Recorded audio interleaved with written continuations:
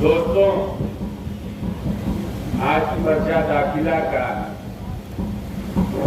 कार्यक्रम पूरा हो गया। बहुत वहां की स्थिति बनी हुई थी। केंद्र सरकार किसी भी तरह से चुनाव जीतने के लिए तमाम तरह के हथकंडे अपना रही है। तमाम तरह के प्रत्याशियों के दबाव बन रहे हैं। जिला की इकाई को भी सावधान किया गया है और परिणाम स्वरूप कई जगह लोग नामांकन करने या उससे पहले या अंतिम समय में मैदान छोड़ दे रहे हैं। मित्रों, कहना चाहूंगा कि लड़ता वो नहीं है जिसकी रीढ़ नहीं होती, और लड़ने की ताकत अगर है और सरकार को गुमान है अगर मोदी और शाह को कि हम कुछ भी कर सकते हैं, तो गाजीपुर में लड़वैया खड़ा है, आजमा के देख लें। जिंदाबाद जिंदाबाद जिंदाबाद जिंदाबाद जिंदाबाद। उनके नुमाइंदगी कर रही यहाँ की जिला मजिस्ट्रेट, यहाँ जब मैं पर्चा था सब सबमिट करने गया तो आज उनसे भी कहा मैंने कि शिकायतें बहुत मिल रही हैं, पर्चा ठीक से अपनी निगाह डाल लीजिए और चेकलिस्ट मुझे दे दीजिए। कोई कमी हो तो अभी बता दीजिए, वरना हमारा संघर्ष जो चलता है वो लगातार सरकारों के खिलाफ भी रहता है। आप तो एक इकाई की हो, लड़ना तुमसे भी पड़ जाएगा। उन्होंने हाथ जोड़ के कहा नहीं, पर्चा कंप्लीट है, आप निश्चिंत होके जाइए।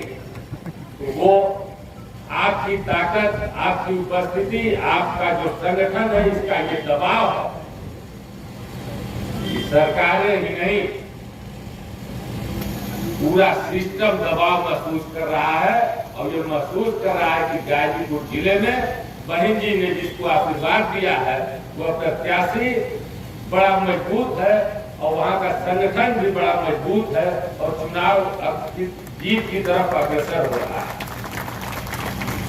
मित्रों, कुछ लोगों ने मुझसे पूछा आपकी लड़ाई किससे है।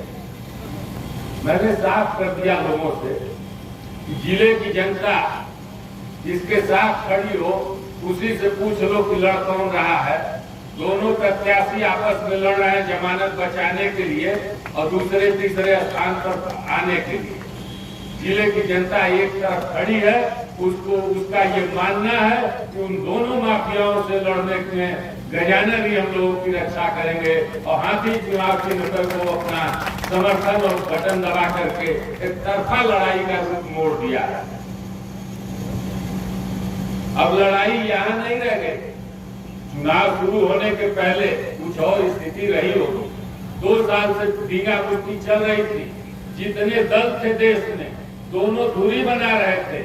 इंडिया और एनडीए जैसे युद्ध में लड़ने जाना है, सीमा पे लड़ाई होती है तो सिकुड़ जाते हैं, गलत बयानी भी करते हैं और आपस में सरकार बनाने की लड़ाई लड़ने के लिए बड़ी जोरों की तैयारी। तमाम क्षेत्रीय दलों को लेने के लिए दोनों राष्ट्रीय दल अपने अपने खेमे में करने के लिए बड़े परेशान थे और तमाशा भी बनाए हुए थे। लेकिन यकीन मानिए, जिन दलों को पे वो भरोसा करते थे या आंकने में भूल गए थे, इन दलों के मुखिया के पास अब वोट नहीं बचा है, क्योंकि ये जो दल बने हैं जातिवादी, जो अपने ये क्षेत्रीय दल कुछ और नहीं, बड़े परिवारों का अपनी जातियों पे दबदबा मात्र है और जाति का उपयोग करके वो अपनी ताकत, अपनी संपत्ति और अपने ऐसो आराम के लिए उसका उपयोग करते हैं। आप देख लीजिए उत्तर प्रदेश में जितने भी क्षेत्रीय दल हैं, क्षेत्रीय दलों की अलग संस्कृति होती है, राष्ट्रीय दलों का तो एक राष्ट्र धर्म होता है। आप देख लीजिए पियरका चच्चा की पार्टी है, अवसर मिलता है तो बाप बेटे चुनाव लड़ लेते। एक सीट मिली, बेटा लड़ रहा है, बाप मंत्री है। अपना दल को देख लीजिए, पति मंत्री है सरकार में और अवसर मिला, सीट मिला तो पत्नी लड़ ली। भारत में राहुल लड़ते वो और क्या लेना। और तो और समाजवादी पार्टी जो अपने को सरकार में इंडिया गठबंधन में महत्वपूर्ण घटक समझ रही है, अगर अपने समाज से किसी को लड़वाया है तो अपने परिवार को लड़वाया है, बाहर के किसी व्यक्ति को नहीं लड़वाया है। तो ये तो चरित्र बचा है उन क्षेत्रीय दलों का जिनके पीछे जातियां लंबन होती थी। यही चीजें शायद करीम मायावती जी ने ठीक से समझ लिया कि उन दलों के पास वोट नहीं है, उन समाज में भी नफरत है, और उन्होंने सीधे प्रत्याशी के रूप में हर जगह क्षत्रिय समाज, यादव समाज, चौहान समाज, कुशवाहा समाज, राजगढ़ समाज प्रत्याशी के रूप में उन्होंने जो प्रयोग किया है, यह देखने के बाद समाजवादी पार्टी के जो राष्ट्रीय अध्यक्ष है उनकी चूल्हे हिलने लगे। और यकीन मानिए, आप उठा के देख लीजिए, पहले चरण की जो 8 सीटों पे चुनाव हुआ, उन 8 सीटों में किसी भी प्रत्याशी का समर्थन करने के लिए राष्ट्रीय पार्टी, समाजवादी पार्टी के राष्ट्रीय अध्यक्ष गए नहीं। तो सांसद हैं, कहते हैं बहुजन समाज के लोग तो हमारे साथ हैं। हमने कहा कि बहुजन समाज अपनी जगह पे अपने सिद्धांतों के साथ अटल खड़ा है। आपको जहाँ जहाँ घूमना है घूम लीजिए, वहाँ नहीं गोटी बैठती है भारतीय जनता पार्टी में भी घूम लीजिए, वहाँ भी तमाम अल्पसंख्यकों को कभी कभी जगह मिल जाती है। तो आप सांसद जहाँ चाहे तहाँ घूम ले। बहुजन समाज और जिले की जनता अपने सिद्धांतों, अपने वसूलों और जो आप लोगों ने राजनीतिक दुष्कर्म किया है यहाँ की जनता के साथ, उसका बदला लेने के लिए पूरा कटिबद्ध है।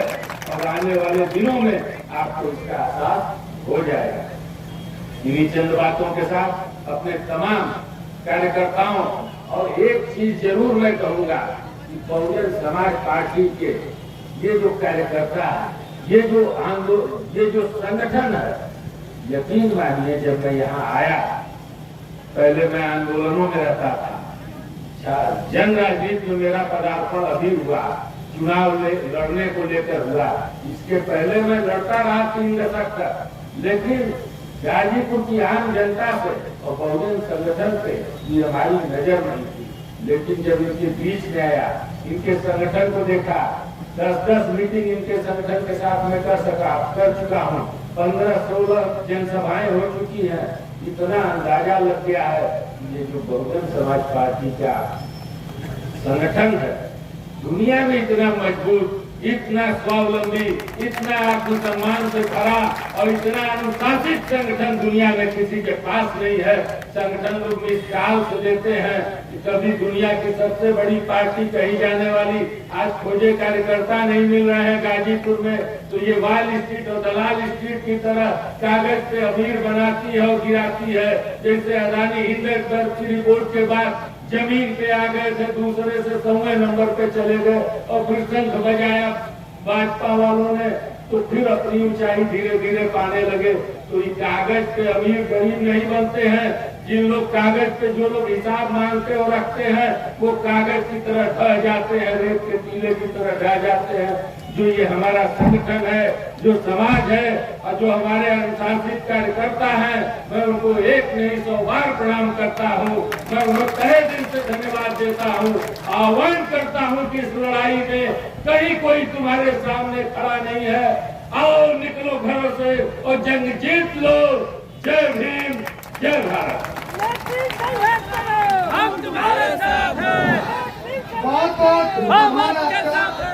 अब हम